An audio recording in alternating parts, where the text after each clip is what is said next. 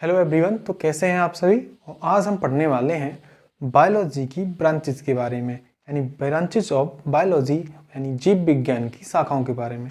कल के वीडियो हमने जाना था कि बायोलॉजी क्या है, बायोलॉजी की शाखाएं क्या हैं, यानी कि प्रमुख शाखाएं हमने जानी थी, यानी कि वास्तव में कौन कौन सी ऐसी शाखाएं हैं जो बायोलॉजी के अंतर्गत आती हैं। हमने ये भी जाना था बायोलॉजी दो भागों में विभाजित है। नंबर 1 है जूलॉजी, नंबर 2 है बॉटनी। तो आज हम उन्हीं के बारे में चर्चा करेंगे कि वास्तव में बॉटनी क्या है और वास्तव में जूलॉजी क्या है। तो चलिए शुरू करते हैं। तो जैसा कि हम जानते हैं कि बायोलॉजी दो शब्दों से मिलकर के बना है। एक है बायो, दूसरा है लॉजी। क्लियर है। बायोलॉजी, बायो का अर्थ होता है जीव और लॉजी का मतलब होता है अध्ययन, यानी कि जीवों का अध्ययन, जिसे हम बोलते हैं जीव विज्ञान।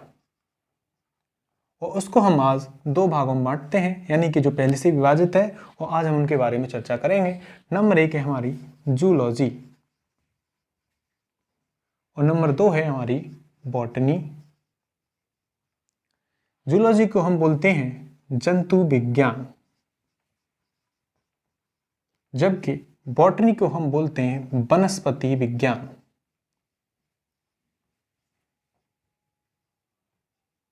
वनस्पति विज्ञान। जूलॉजी जो हमारा शब्द बना है, दो शब्दों से मिलकर बना है। पहला जू, दूसरा लॉजी। क्लियर है। जबकि हमारा बॉटनी जो शब्द बना है वो बना है बोटानी शब्द से, यानी कि ये दोनों ही शब्द ग्रीक भाषा के शब्द हैं। ग्रीक भाषा के शब्द हैं।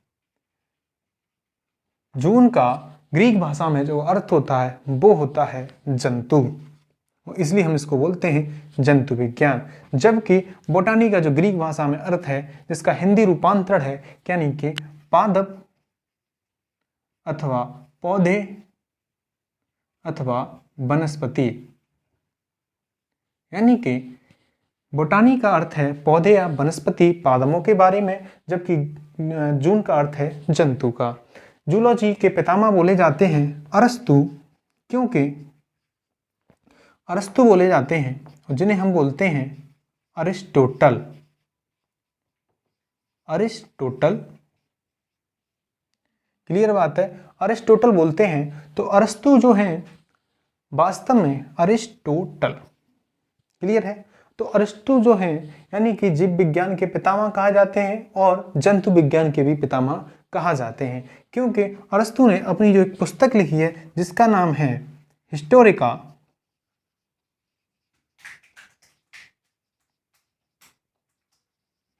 एनिमलिया। हिस्टोरिका एनिमलिया में इन्होंने जंतुओं को जनन के बारे में, जंतुओं के वर्गीकरण के बारे में सभी चर्चा कर रखी है। जबकि एक और साइंटिस्ट होते हैं जिनका नाम होता है कैरलस लीनियस। कैरलस लीनियस ने अपनी एक पुस्तक लिखी है सिस्टमा नेचुरा। कैरलस लीनियस ने अपनी एक पुस्तक लिखी है सिस्टमा नेचुरा, जिनमें उन्होंने जंतुओं के नाम के बारे में बताया है, यानी कि द्विनाम पद्धति, यानी कि आखिर प्रत्येक जीवों का विभाजन कैसे है, नामों के आधार पे। तो इन्होंने प्रत्येक जीव को दो नामों में बांटा है, जिसे हम बोलते हैं बायनोमियल नोमेनक्लेचर। बायनोमियल नोमेनक्लेचर, जिसे हम बोलते हैं द्विनाम पद्धति, जिसे हम बोलते हैं द्विनाम पद्धति। कि वास्तव में बायनोमियल नोमेनक्लेचर क्या है, तो बायनोमियल नोमेनक्लेचर क्या है, द्विनाम पद्धति है जिनमें प्रत्येक जीव के दो नामों के बारे में बताया गया है। और इसका नाम किसने दिया है, कैरलस लीनियस ने। तो क्वेश्चन आता है फादर ऑफ बायनोमियल नोमेनक्लेचर, तो आंसर क्या हो जाएगा, कैरलस लीनियस। और हो जाएगा दूसरा क्वेश्चन हमारा फादर ऑफ जूलॉजी, तो कौन होंगे, अरस्तु। और अरस्तु की पुस्तक का नाम क्या है, हिस्टोरिका एनिमलिया। क्लियर है। बात करते हैं बॉटनी की, तो बॉटनी की किस शब्द से बना है, बोटानी, जो ग्रीक भाषा में जिसका अर्थ है, यानी हिंदी रूपांतरण में क्या अर्थ है जिसका, पादप अथवा वनस्पति। तो वनस्पति के बारे में किस साइंटिस्ट ने बात की है, वो है हमारे थियोफ्रस्टस। थियोफ्रस्टस, जिन्होंने प्रत्येक पौधे को, वनस्पति को उसके आकार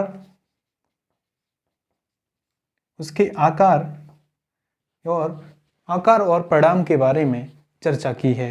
तो यानी कि पादपों के बारे में चर्चा किसने की है? थियोफ्रास्टस ने की है। और थियोफ्रास्टस ने बताया कि प्रत्येक पौधा किस प्रकार विभाजित है, उसने आकार पे, अपनी लंबाई पे, अपनी चौड़ाई पे, अपने समय पे, यानी अपने फूलों पे, इन सब के बारे में चर्चा हमने की है। तो वो किस में आता है? बॉटनी में आता है। तो फादर ऑफ बॉटनी कौन कहे जाते हैं?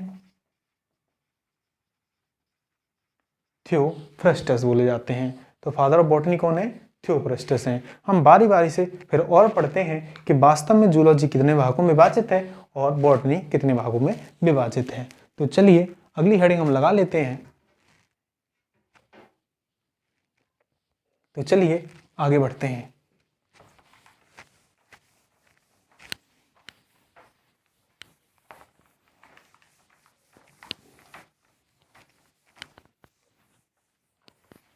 क्लियर है? तो बढ़ते हैं आगे। अगली हेडिंग लगा लेते हैं हम जूलॉजी। और जूलॉजी को हम पढ़ेंगे कितने भागों में? तो उसमें हमारा सबसे पहला भाग है ऑर्गेनाइजेशन ऑफ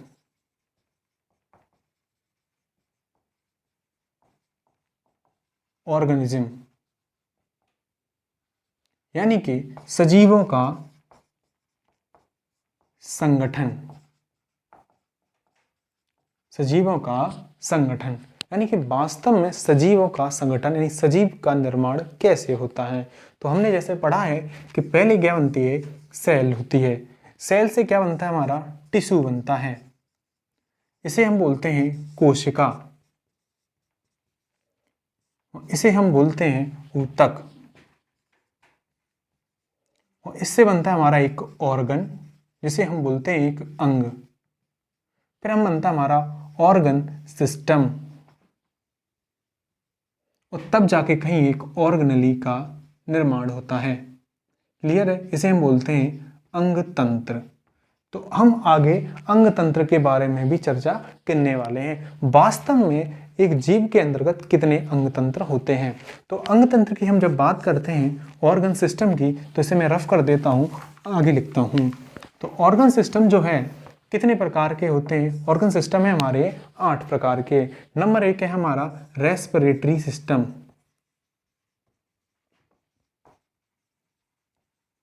जिसे हम बोलते हैं श्वसन तंत्र। दूसरा है हमारा सर्कुलेटरी सिस्टम,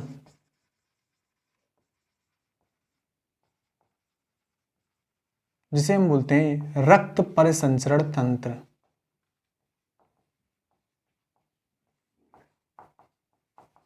तीसरा है हमारा डाइजेस्टिव सिस्टम, जिसे हम बोलते हैं पाचन तंत्र। चौथा है हमारा skeletal system,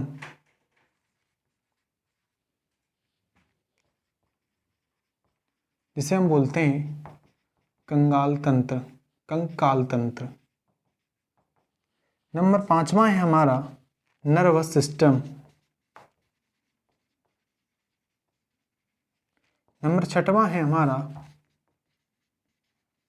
endocrine system. Number 7वां है हमारा एक्सोक्राइन सिस्टम।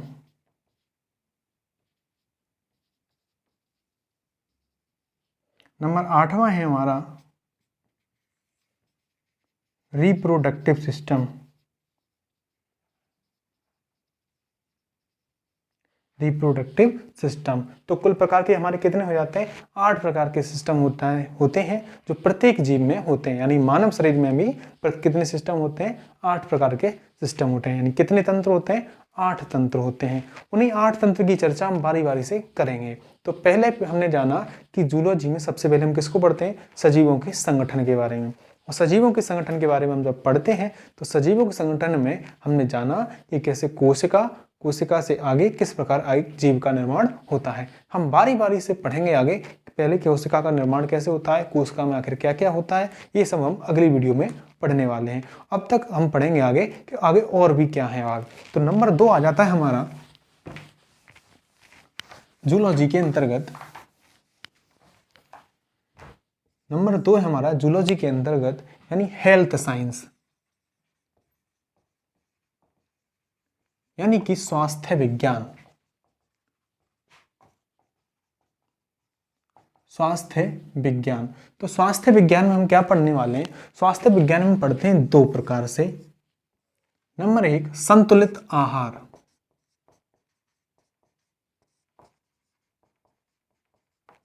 जिसे हम पढ़ते हैं बैलेंस्ड डाइट। दूसरे हम पढ़ते हैं कि आखिर शरीर में बीमारियां कौन सी होती हैं, यानी कि हेल्थ प्रॉब्लम पढ़ लेते हैं मान लीजिए से, ठीक है। तो यानी शरीर में जो बीमारियां हैं उन सब के बारे में। तो बैलेंस डाइट के अंदर हम क्या क्या पढ़ते हैं? जैसे पढ़ते हैं protein, fat, water, mineral, carbohydrate, vitamin etcetera. यानी कि एक जीव के लिए संतुलित आहार क्या हो सकते हैं? प्रोटीन हो सकता है, फैट हो सकते हैं, वाटर हो सकता है, मिनरल हो सकता है, कार्बोहाइड्रेट है, विटामिन है, एक्सेट्रा है। जबकि बीमारियां, यानी शरीर में बीमारियां किस प्रकार से होती हैं? तो सबसे पहले हो जाती है वायरस से, यानी कि विषाणुओं से। नंबर 2 हो जाती है जीवाणुओं से।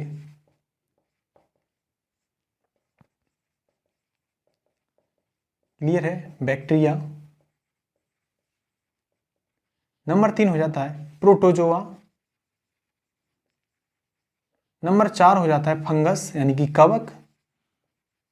नंबर पांचवा मान लीजिए, नंबर 5वां होता है जेनेटिक्स। कुछ बीमारियां होती हैं जो हमारी जेनेटिकली होती हैं, यानी कि हमें कुछ बीमारियां ऐसी होती हैं जिनमें हमारे पिता से हमें मिली होती है, हमारे पूर्वजों से मिली होती हैं। उनके बारे में हम चर्चा किस में करते हैं? हेल्थ प्रॉब्लम में करते हैं। तो हमने दूसरा भाग जाना, जूलॉजी के अंतर्गत हम क्या पढ़ेंगे? हेल्थ साइंस के बारे में। तीसरा जो पॉइंट है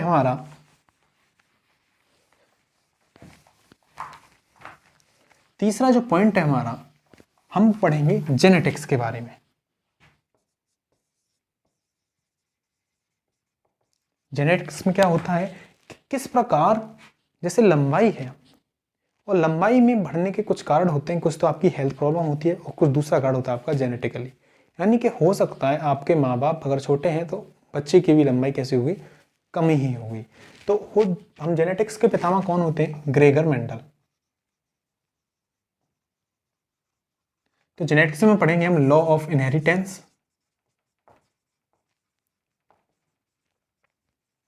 लॉ ऑफ डोमिनेंस। यानी कि इनहेरिटेंस में आता है कि आखिर कौन कौन से कारण हैं जिनसे एक प्रजाति, यानी कि एक कमी या एक बीमारी या एक कोई खासियत, एक विशेषता कैसे एक पीढ़ी से दूसरी पीढ़ी में पहुंचती है। और डोमिनेंट के अंदर ये आता है कि आखिर इन सब में मिला करके कितने प्रतिशत, यानी कितने भाव हो सकते हैं जो एक में उभर सकते हैं। यानी कि जरूरी नहीं है कि जो खासियत पितामह है वो आनी ही आनी है, आखिर किस प्रकार वो डोमिनेंट रह सकता है औरों की अपेक्षा। तो ये सब पढ़ते हैं हम किसमें? लॉ ऑफ डोमिनेंट में। तीसरा हम इसमें पढ़ेंगे डीएनए फिंगरप्रिंटिंग के बारे में।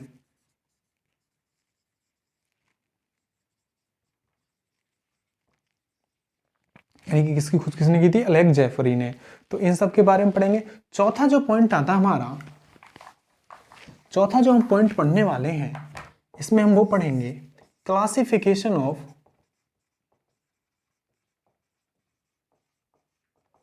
Animal kingdom. एनिमल किंगडम की वर्गीकरण के बारे में।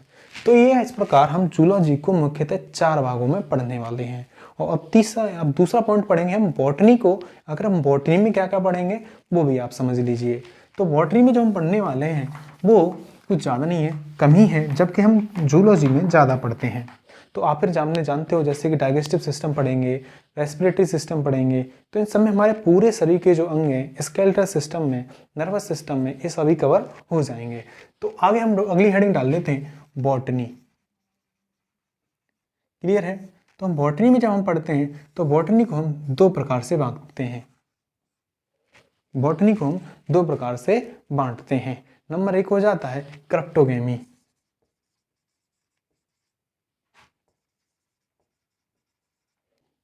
तो दूसरा हो जाता है हमारा फेनेरोगेमी। इसमें क्या मतलब है? क्रिप्टोगेमी वो होते हैं जिनमें पुष्प नहीं आते, यानी वो पौधे जिनमें पुष्प नहीं आते। यानी कि बॉटनी के अंतर्गत हम किसका पढ़ते हैं, वनस्पतियों के बारे में जिनमें पौधों के बारे में। तो क्रिप्टोगेमी में हम पढ़ते हैं अपुष्पीय पौधा, अपुष्पीय पौधा यानी ऐसे पौधे जिनमें पुष्प नहीं आते। और इसमें हम पढ़ते हैं पुष्पीय पौधा यानी जिसमें पुष्प आते हैं। क्लियर है, पुष्पीय पौधा। यानी कि अब फेनेरोगेमी को हम जिस 2 भागों में बांटते हैं, नंबर 1 होता है एंजियोस्पर्म, ठीक है, दूसरा होता है जिम्नोस्पर्म, ठीक है। एंजियोस्पर्म और जिम्नोस्पर्म वो होते हैं जिसमें एक तो होते हैं जिस प्रकार से बीज यानी तो थैलोफाइटा पुनः 3 प्रकार से विभाजित है। Number 1 algae, number 2 fungus, number 3 bacteria. तो आज की वीडियो हमने जाना कि जूलॉजी किस प्रकार विभाजित है, बॉटनी किस प्रकार विभाजित है, बायोलॉजी किस प्रकार विभाजित है। तो शुरुआत से एक बार फिर से, बायोलॉजी 2 प्रकार से, जूलॉजी और बॉटनी। जूलॉजी हमने जाना जंतु विज्ञान के बारे में, बॉटनी हमने जाना वनस्पति विज्ञान के बारे में। आखिर वनस्पतियाँ किस प्रकार से विभाजित हैं वो भी हमने जाना, और जंतु विज्ञान किस प्रकार से विभाजित है। ठीक, उम्मीद है आज की वीडियो आपको अच्छी लगी होगी, और अच्छी लगती है तो वीडियो को लाइक कीजिए, चैनल को सब्सक्राइब कीजिए। Thank you so much.